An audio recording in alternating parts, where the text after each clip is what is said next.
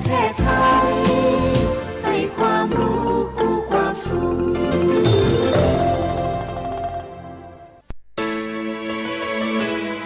สถานีวิทยุกระจายเสียงแห่งประเทศไทยจังหวัดเชียงใหม่ AM 1476 กิโลเฮิรตซ์สถานีวิทยุภาคภาษาชาติพันธุ์แห่งเดียวในประเทศไทยที่มีความทันสมัยเชื่อถือได้สร้างอัตลักษณ์กลุ่มชาติพันธุ์สู่สากล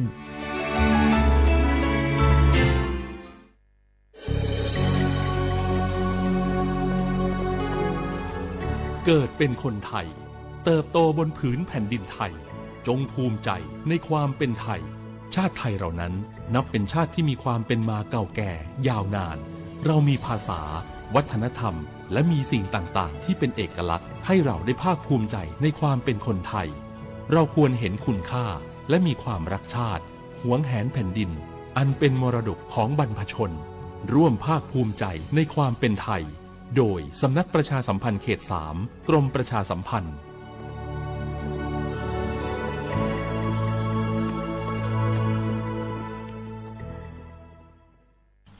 บางคนเมื่ออยู่หลังพวงมาลัยก็กลายเป็นสิ่งนักซิ่งทันทีขับรถต้องเหยียบให้มิดต้องเร็วกว่าไกลแต่ยิ่งขับเร็วอุบัติเหตุก็เกิดขึ้นได้เร็วเพียงเสี้ยววินาทีการขับรถเร็วเกินกว่ากฎหมายกำหนดก่อให้เกิดอุบัติเหตุทางท้องถนนมีผู้บาดเจ็บและเสียชีวิตเป็นอันดับต้นๆในแต่ละปีเพื่อความปลอดภัยของตัวคุณเองและผู้ที่ใช้รถใช้ถนนร่วมกับคุณขับช้าๆแต่ถึงที่หมายชัวร์กันเถอะครับรู้รับปรับตัวฟื้นเร็วทั่วอย่างยั่งยืนปรารถนาดีจากสำนักประชาสัมพันธ์เขต 3 กรมประชาสัมพันธ์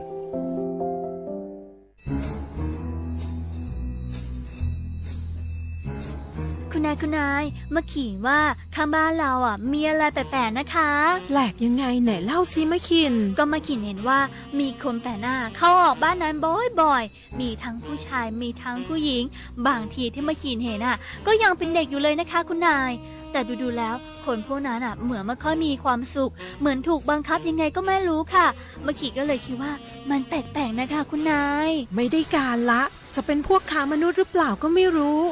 คงต้องแจ้งสายด่วน DSI 1202ให้มาตรวจสอบซะแล้วขอบใจนะมะขินที่ไม่ปล่อยผ่านเรื่องน่าสงสัยแบบนี้คุณผู้ฟังเองก็เช่นกันนะคะ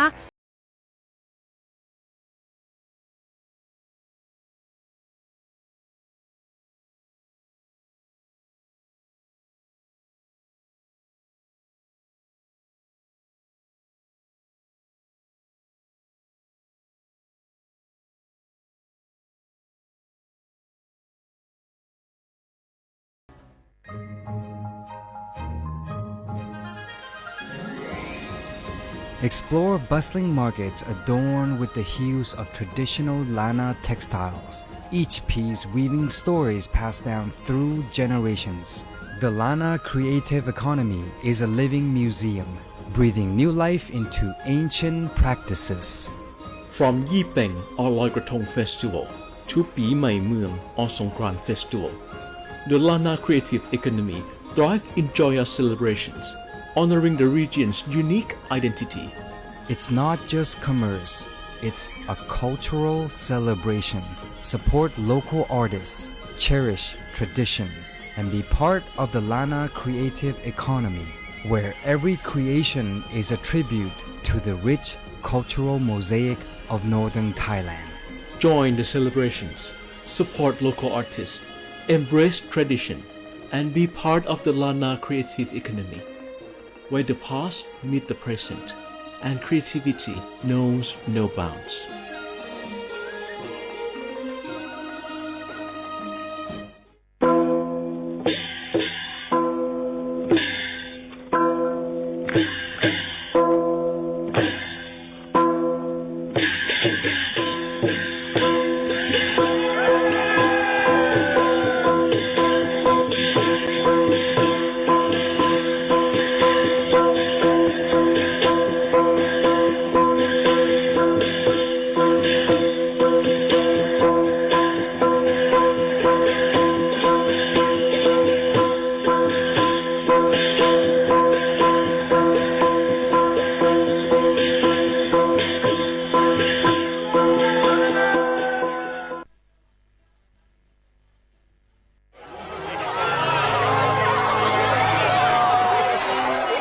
ได้ก็อย่าปีจ้อมใจเขาอย่าเก้าเต่าจ้อมอย่าเห็นยามา có hắc bò mẹ hơn ngương về nhà mau hơn mọi dù sao trong bắc bừng mày ni kha ta ป้อหักเจอจัดก็เจ้าเก่าก็เหลวอย่าปั้นจื้อเสียงเจอเคยไหลลู่สม có hắc hoàn mừng ta hơ hương muốn leng hơ quam hiang cầnไหวขึ้นอย่าเมาcầm quá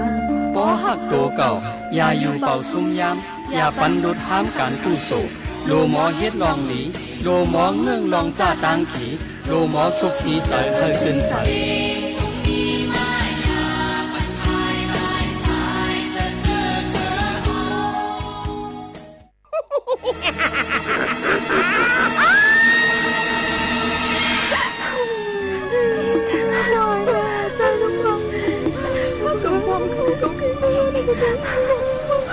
น้องกำให้จ้าจังไหนตักปีอำคาเหอะเกิดเป็นมาแทงสีปอกสีปานค่ะลองการดูเสลือกก่อวดก่อกำจึงหนังลิ่งเลียนกันพามเอาโตส่งกันลองยอบตีขังกันลองอาถรรมะได้ใครเฮ็ดกลย้อนเฮ็ดการขายโตแหล่ลองขีเนกเป้กินผู้ข้ามเมืองเข้ามาเฮ็ดการเจอไหนไล่ว่าเป็นการกล้าขายก้นขายเอาซื้อเจ้าไหนเป็นก้นก็อันจังใจปั่นก้นเจอเหลือดไม่ทุกข้าเขาอยู่เย้า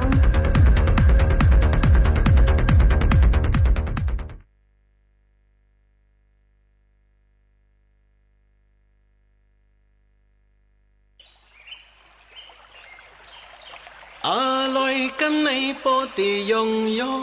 สับน้ำเลียนลินตีกินเลตันเศร้าตาลียองเมืองทุ่งเมาเฮาตึนมนอยู่ซา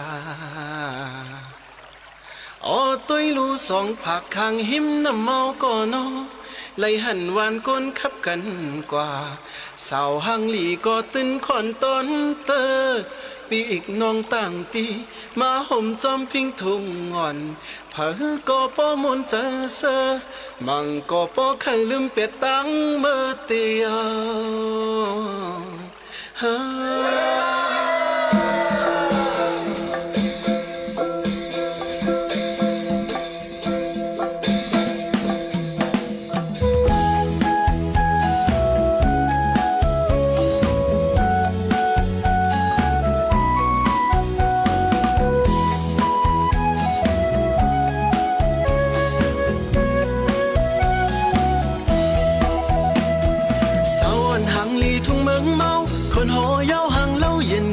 เสาหมู่จีนำคำเสาเหมือนหมอกต้นลำในเป็นเสาปังคำหังลียุ่มไหม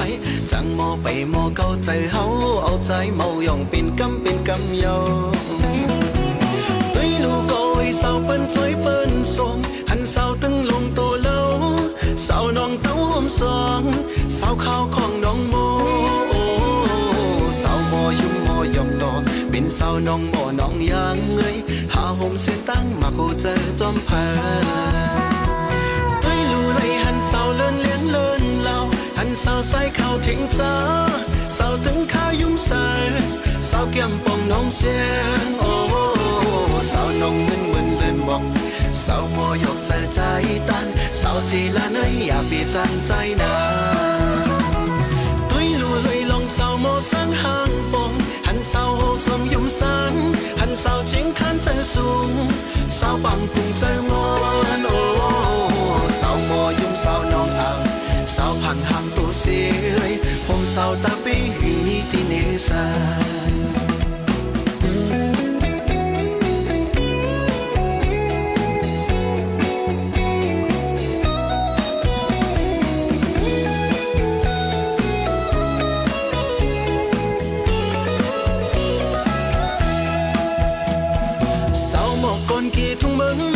คนหอยาวห่างเล่าเย็นแง่เป็นเสาหมู่จีนำคำเสาเหมือนหมอกปลายลำในเป็นเสาปังคำห่างลียุ่มไหมจังมอไปมอเข้าใจเฮาเอาใจเมาย่องเป็นกำยอ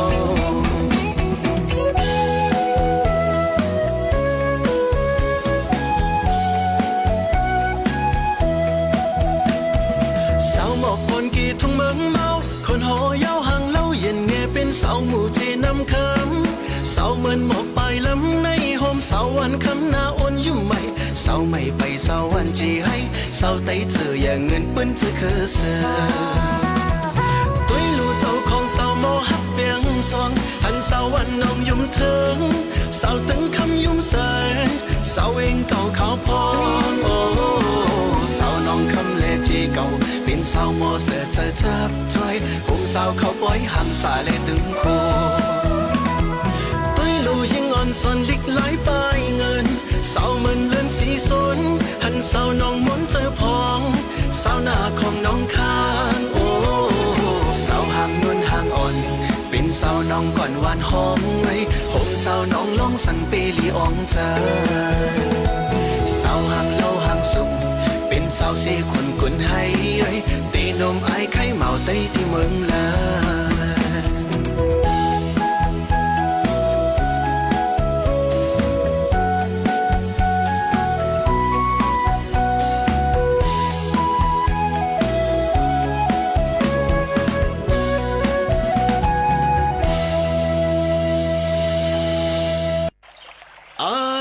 กันในโปติยงโย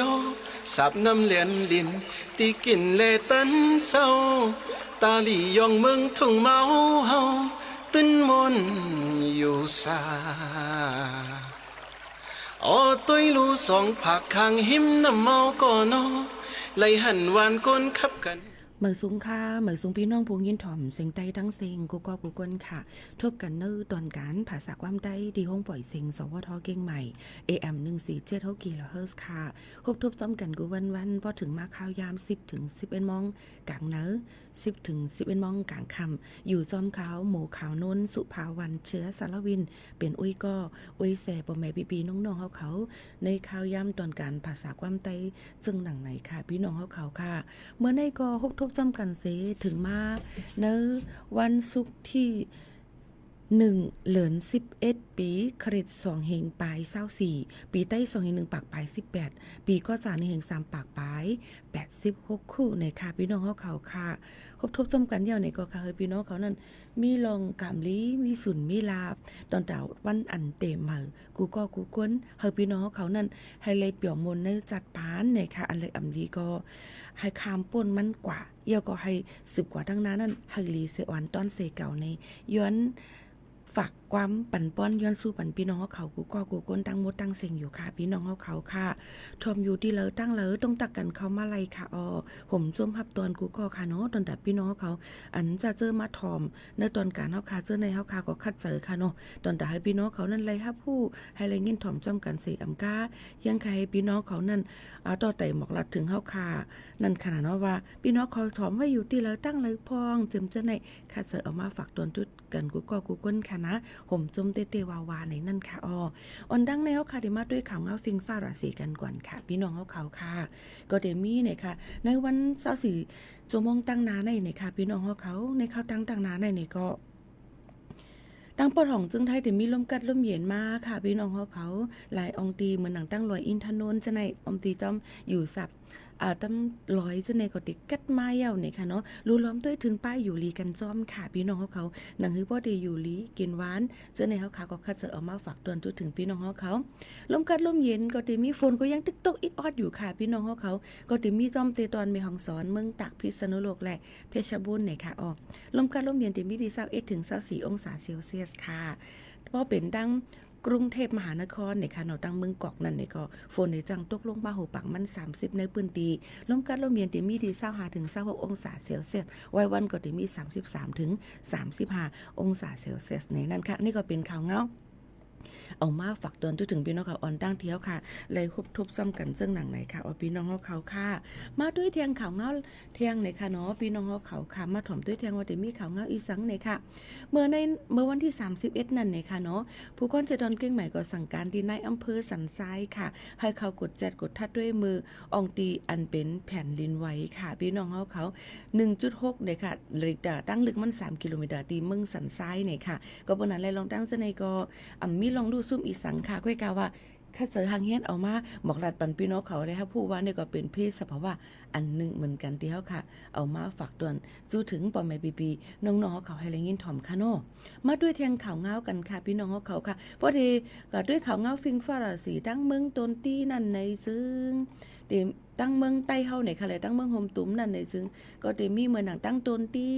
จะในก็กัดไม้ยาวเนี่ยค่ะนึงแค่นกัดตนตีในรีอยู่นั่นค่ะนะเป็นเว้งอันตีรีอยู่เว้งนึงเต้ๆเนี่ยค่ะพี่น้องเขาแล้วก็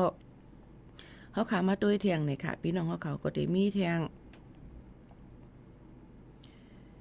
ตั้งลาซิลเนี่ยค่ะเนาะลาซิลก็ยังตึกเต็มมีจังมีพางึบและฝนจังตกอิดออดอยู่ค่ะพี่น้องเขาอันนี้ก็เป็นทางหนึ่งอันค่ะเนาะเก้งตุงแต่ก็มีฝนเยาวเนี่ยค่ะกัดเนี่ยนะคะมีอยู่18องศาเซลเซียสก็เป็นตัวที่ได้มี14องศาค่ะเนาะพี่น้องเขาก็ล่างคือก็แหลดไม้ดึกหลีพ่องหลีอยู่ในค่ะน้ำจางหมูเจเดี๋ยวจังมีฝนตกลงมาอีดออดในค่ะพี่น้องเขาลองตั้งเส้นในก็คัดเสือเอามาฝากตอนจนถึงไฮไลท์ยินถ่อมจ้ำกันเสื้อหนังในค่ะพี่น้องเขาเยาก็เขาคาเดมาตัวแทงในค่ะพี่น้องเขาลองเพศสภาวะแทงเหมือนกันในไฟกึ่งกลางไม่ตีเฮิรนต่อหน้านู้นเนี่ยค่ะปอกหนึ่งเว้ง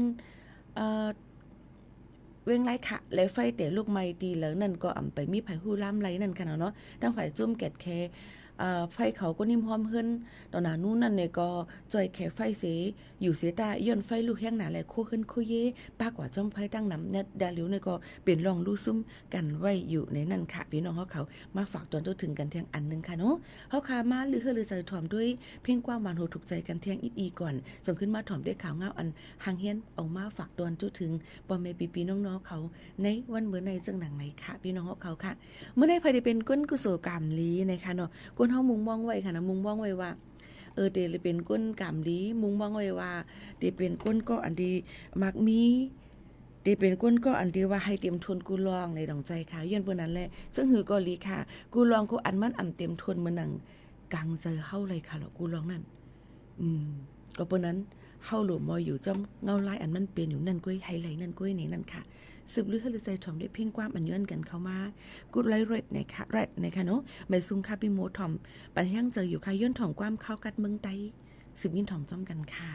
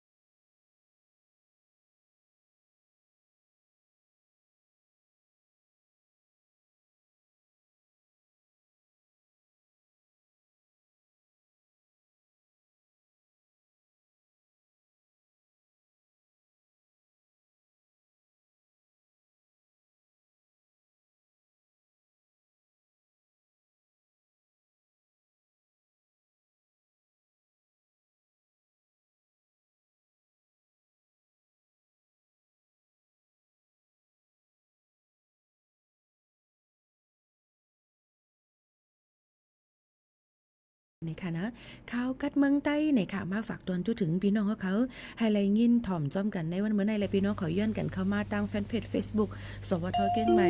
AM 1476กิโลเฮิรตซ์จังหนังไหนค่ะเนาะฝากปันพี่น้องเขากูก็กูเกิลให้ไลยินถ่อมจ้อมกันจังหนังไหนเยาค่ะเอาพี่น้องเขาค่ะไลก็ต้องถามกันเข้ามาหลายลองหลายอันเกี่ยวกับไปลองวัดไว้คุยกะว่าเกี่ยวกับไปลองวัดไว้พี่น้องเฮียงการอันก็ยินไว้นั่นเปิ้นเฮ็ดให้เยาโตมือว่ายาวนะคะโดนตานี้อันไว้เฮียงการค่ะเนาะโดนตาวันเมื่อในนั่นไหนก็เดเลยว่าเป็นวันใหม่เลือนใหม่แข่งเย้านะคะก็ใครเอาเกี่ยวกับไปลองพี่น้องเขาได้ถามกันเข้ามาหลายรองหลายอันเกี่ยวกับเลยลองวัดไหวพี่น้องเฮียงการเฮาค้านั่นขนาดเนาะยก็เปิ้นก็ปันตื้อตางซึ่งหนังไหนค่ะเอาพี่น้องเขาค่ะมาถ่อมซ้ำกันค่ะข่าวตั้งกรมประชาสัมพันธ์เนี่ยค่ะเนาะบอกลาดไว้ว่ายก็ติปางกลุ่มกันเนี่ยค่ะเนาะจุ้มพ่องหลวงเมืองไทยพร้อมเลยเจอตาได้เฮ็ดปันวัดไว้เมือผางไทยปันปุ่นตากวนอายานเมืองเจออันเกิดในเมืองไทยแลไว้ดีอยู่ปันตาก้นยานเมืองอันเข้ามาอยู่ในเมืองไทยปียาวข้าวหึงอ่านโหนับแสนมันในค่ะพี่น้องเขาถ่อมด้วยลีค่ะเนาะก็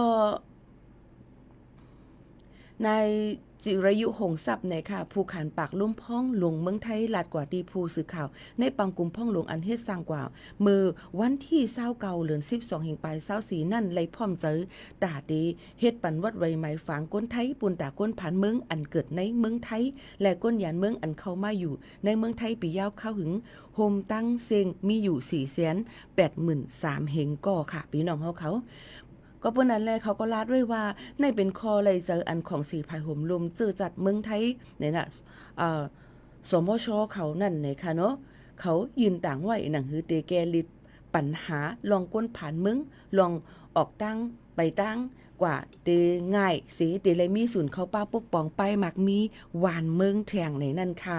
อยู่ที่ห้องการฝ่ายในเมืองกระทรวงมหาดไทยเขาสิเฮาเอาปุนพรขับขึงปืนเผา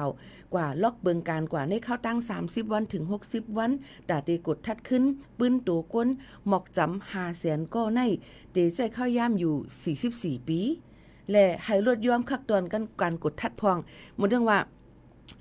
จากที่กดจัดกดทัดได้ปืนส่วนตัวนั้นนึงก็2ปาก70วันไหนห้ำ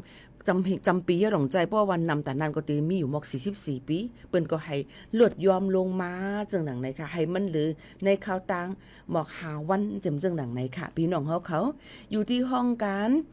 เจ้าไหนสิเนี่ยค่ะพี่น้องเขาค่ะคักตวนกดทัดมันนั่นก็ให้เปิ้นลดยอมนั่นค่ะเนาะผู้เจออันเกี่ยวข้องป้าในเปิงเปลี่ยนอันเปิ้นตำมะวางไว้ปันนั่นซ้ำเตมีจังหือพองหลาเนี่ยค่ะพี่น้องมีอยู่4จุ้มจ้อมกันค่ะพี่น้องเขามีอยู่4จุ้มจ้อมกันเนี่ยค่ะเนาะพี่น้องเขาค่ะเดเป็นจุ้มมีสั่งพองหลาเนี่ยจุ้มที่1นั่นพี่น้องเขาจุ้มที่1นั่นในนั่นค่ะก็เดเป็นกวนอันยานเมืองอันเข้ามาอยู่ในเมืองไทยในปีเครด1เฮงเก่าปาก84ถึง1999นี่มีอยู่120,000ก่อ1เฮงเก่าปาก84ก็จะเป็น2เฮง5ปาก2เฮง5ปาก27เตมาต่อถึงนั่นค่ะเนาะพี่น้องเขาค่ะอันนี้เฮาลัดปันปีเครดมันค่ะเนาะพี่น้องเขาค่ะเย้าก็จุ่มที่2ก้นอันยานเมืองอันเข้ามาอยู่ในเมืองไทยในปีเครด2เฮง5ต่อถึง2เฮง11มีอยู่215,000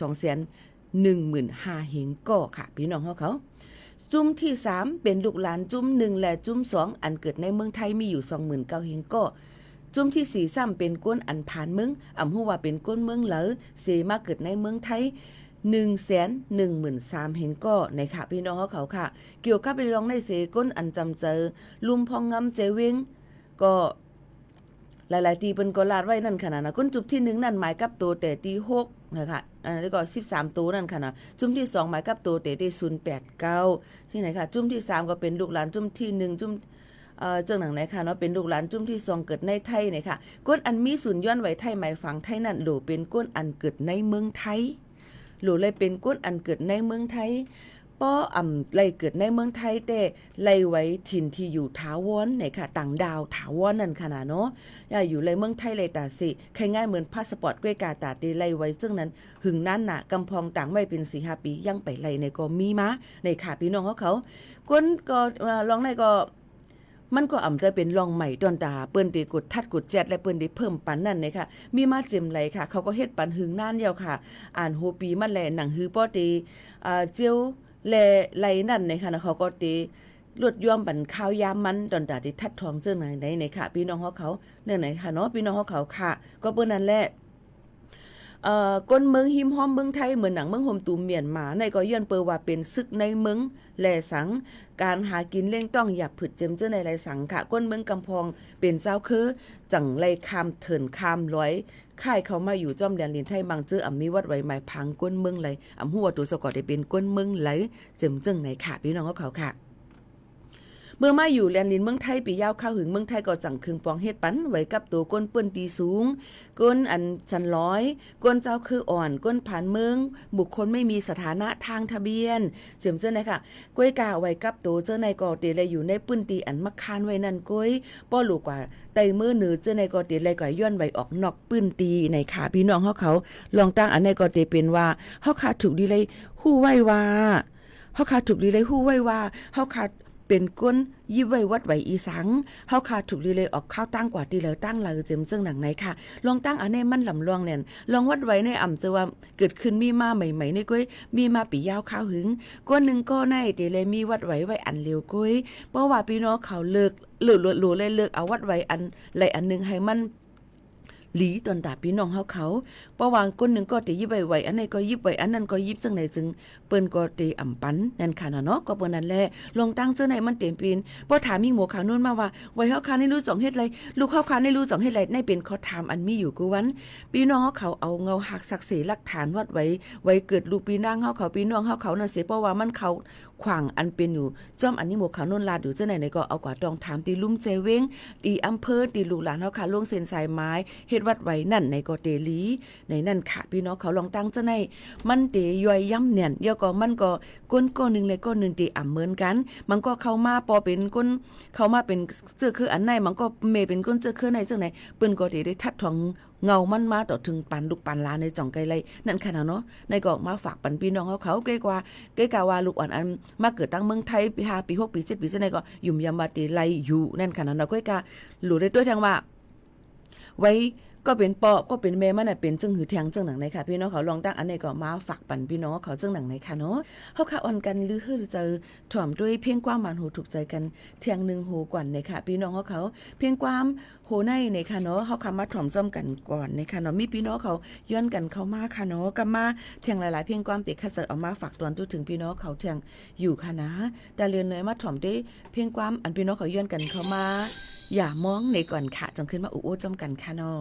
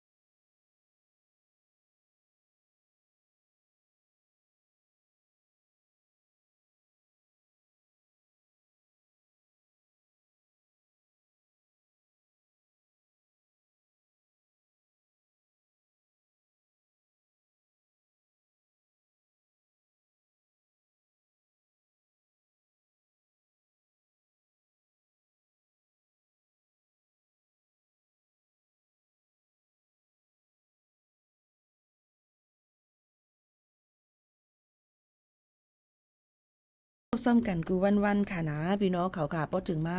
ข่าวยาม10 ถึง 11 มองกลางเนอและกลางค่ำซึ่งหนังไหนค่ะโซกาวงวางเนยเนี่ยค่ะเฮาค่ะมันเข้ามาในข้าวกัดเดียวค่ะนะเนาะพี่น้องเขาค่ะเข้ามาในข้าวกัดเดียวพี่น้องเขาค่ะรู้อยู่ตีไหลพองจ่องไปเข้ากัดกันยาว5บ่กัดก็รู้เลยรู้ล้อมด้วยถึงปีๆน้องๆเฮาเขาให้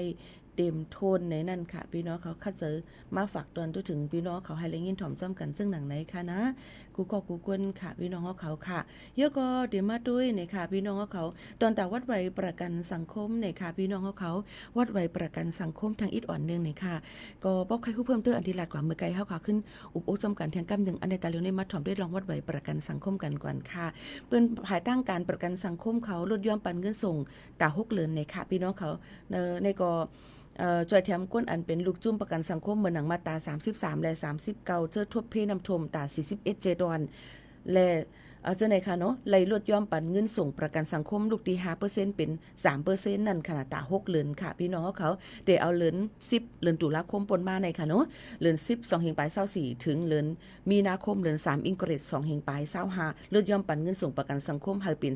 3% นายจ้างใส่ 3% ลูกจ้างก็ใส่ 3%ลุงปองจึงใส่ 2.75% ค่ะว่าเป็นปึงอันเปิ้นตำวางไว้นั่นแต่ก็นายจ้างใส่ 5% นั่นค่ะเนาะก็เปิ้นนั่นแหละลองตั้งจังได๋เปิ้นก็ลดย่อมปันเมื่อให้พี่น้องเขานั้นให้เลยง่ายลมเจอตอนตาในอองตีปื้นตีอันในฮบทบเพนำทมแลมีไว้วัดไว้ประกันสังคมมาตรา33ถึงและ39นั่นในนั่นค่ะพี่น้องเขาในก็เป็นลองวัดไว้เอามาฝากตอนถึงพี่น้องเขาให้แรงยินถ่อมจอมกันแทงซึ่งหนังไหนค่ะพี่น้องเขาค่ะตั้งใจดอนเก้งไหวหางเฮียนตอนแต่ที่ห้องหับหนักท่องเที่ยวมาแอลเลค่ะเนาะพี่น้องเขาค่ะ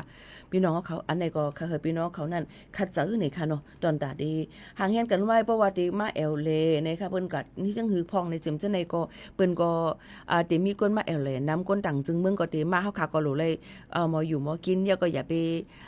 สังว่าเป็นเจ้าเฮือนก็หรือเป็นเจ้าเฮือนตีลีสังว่าเป็นแขกก็รู้เลยมาแอลเลหรือลองตั้งอันลีในมันก็ติง่ายลงใจตอนน่ะก้นเหลแหละเจ้าเฮือนนั่นเดียวค่ะพี่น้องเขาค่ะเยอะก็มันเตมีค่ะตอนดักโครงการจอมพ่องหลวงเมืองจึงไทยเปิ้นเตมีแอลเหนือคนละครึ่งนี่ค่ะพี่น้องเขาค่ะเตลงเซ็นสายไม้หับศูนย์ไหลเตเอาวันที่1เหลือนในกว่าข้าวยามหามองกลางค่ำนั่นค่ะเนาะพี่น้องเขาค่ะลองตั้งจึงหนังไหนค่ะเนาะก็เปิ้นนั่นแหละคนแอลเหนือคนละครึ่งอันว่านั่นนี่ค่ะอันนี้ก็มีมาแทงผู้เหลอเผอมีวัดไว้นั่นค่ะนะคนไทยนั่นค่ะนะเนาะตีอันอ้นสัญชาติยาวหามีวัดไว้ไทยหาเสริมจังได๋ก็หางเฮียนกันไว้ตอนตาที่แอลเลก็กึ่งๆมาได้เป็นอองตีอยู่มาได้เป็นห้องลือที่อยู่ห้องลือเศร้าของแอลแลที่ตั้งกินเสียงตั้งกินในมันจังว่าจ่ายกึ่งนั่นค่ะเนาะมันก็ตีง่ายซึ่งหนังไหนค่ะมันก็ตีเป็นแอลในคนละครึ่งก้อยกะว่ามันมีกูตีมันตีมีว่าโครงการนั้นมันตีมีอองตีไหลพองในก็เช็คไหลนั่นค่ะเนาะพี่น้องเขาค่ะซึ่งหนังไหนค่ะลงในก็มาฝากตอนถึงพี่น้องเขาให้เล่นยินถ่อมจ้อมกันซึ่งหนังไหนค่ะสืบลือให้ลือใจถ่อมด้วยเทียงเพียงความหวานหูถูกใจกันลูกหวานค่ะเนาะพี่น้องเขาค่ะส่งขึ้นมาอุบโอตรงตักจ้อมกันเทียงกำหนึ่งค่ะพี่น้องเขาค่ะสืบยินถ่อมจ้อมกันค่ะเพียงความหัวในที่เป็นเพียงความอันใดชื่อว่าห้องฝักมันเหมานะคะว่าเหมาจังหือหลายๆในนั่งเข็มคำห้องไว้สืบยินถ่อมจ้อมกันค่ะ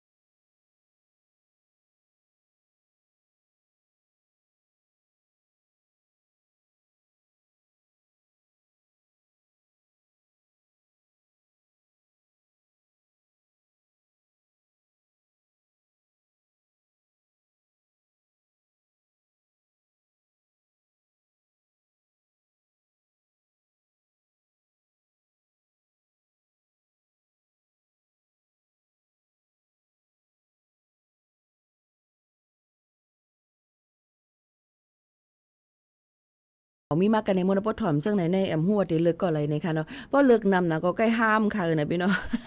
รู้เลยเป็นเจ้านั้นเป็นเจ้าไหนหัวลืมมาอ้างไกลซึ่งก็ยาวป้องเป็นหมาป้องเป็นผู้ใจก็ยาวทำเดเลยว่าในเที่ยงมันจะว่าได้เป็นเจ้าหือก็การมันอยู่ที่ว่าใจเฮาก้นสองก็ได้เลิกกันยอก็ได้เกลียดกันยอก็ได้อยู่ซ่อมกันไรปียาวข้าหึงกันนั่นก็ค่ะคุณลองมันอยู่ที่ก้นสองก็เว้ยก้นต่างก็ต่างตั้งเป็นแค่ว่าก็ยาวมันใจมันเป็นมันเดี๋ยวไปเอามาเข้าเจอนั่นค่ะเนาะมันอยู่ที่ว่ามันอยู่ที่ว่าเฮาป่องใจกันนั่นก้วยในนั่นค่ะพี่น้องเขาค่ะลาดลองตั้งเพียงความค่ะโยก็ป้อพี่น้องเขาต้องถามมาเกี่ยวกับไปลองวัดไว้ในมันจะว่าตึกหาเกิดขึ้นมีมากก้วยในค่ะเนาะพี่น้องเขาค่ะเปิ้นก็ลาดไว้ว่าเปิ้นตกลงกันว่าเปิ้นก็สิปัน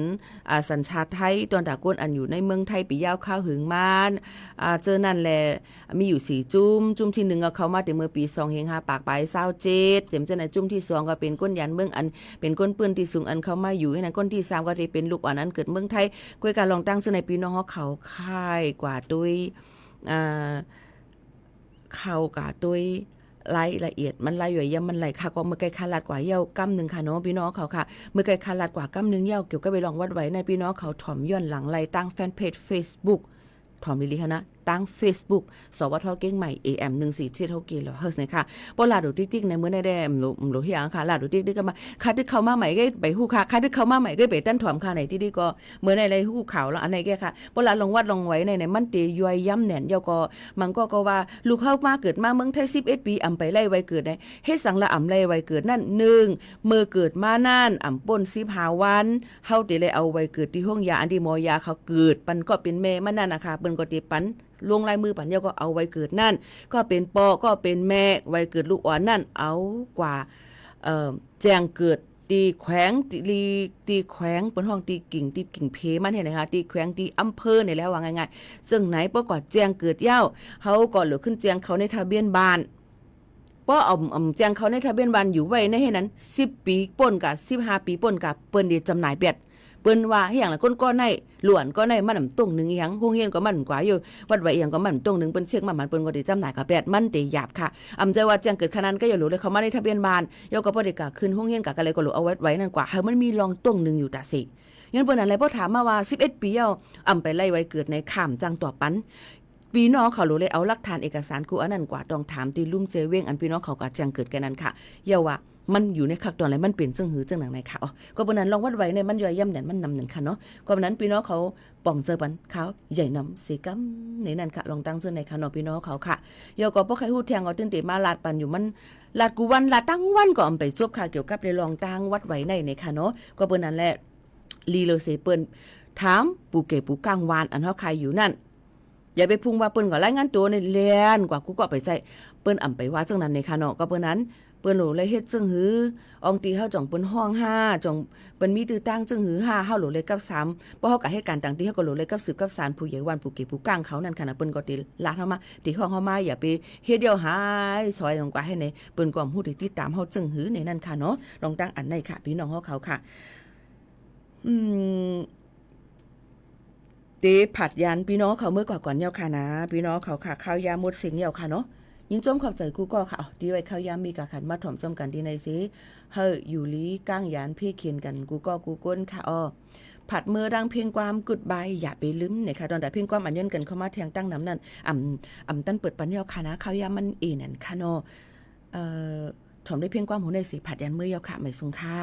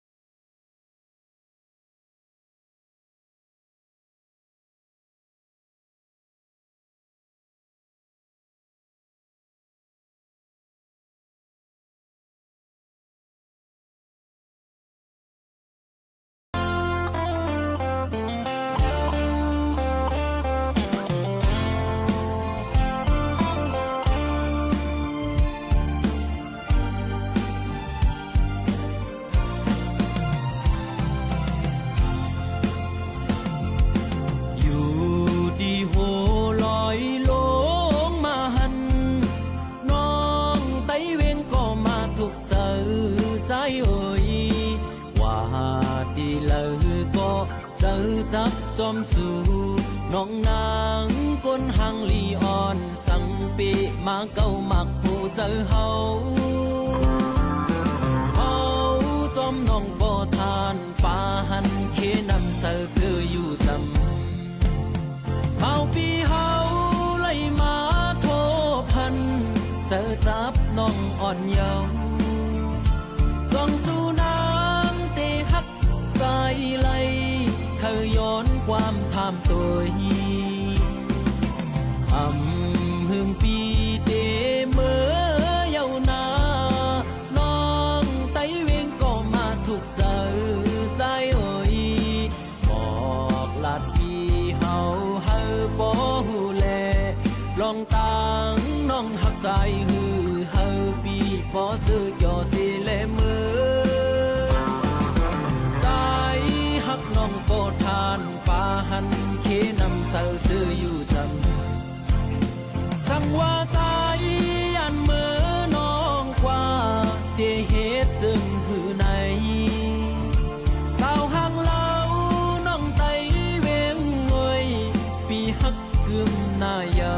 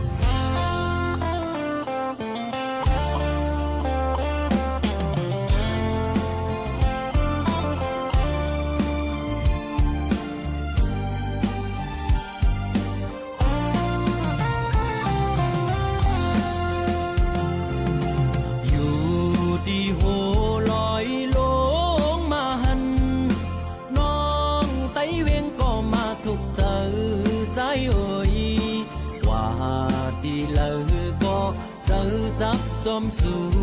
น้องนางก้นหังลีอ่อนสังปีมาเก่ามักหูเจอเฮาจอมน้องบ่ทานฟ้าหันเคนำเสือซื้ออยู่จำเมาปีเฮาไล่มาโทพันเจอจับน้องอ่อนเยาว์ส่องสู่น้ำเตหักใจไหลเคยย้อนความทำตัวการเรียนรู้ความแตกต่างความหลากหลายทางวัฒนธรรม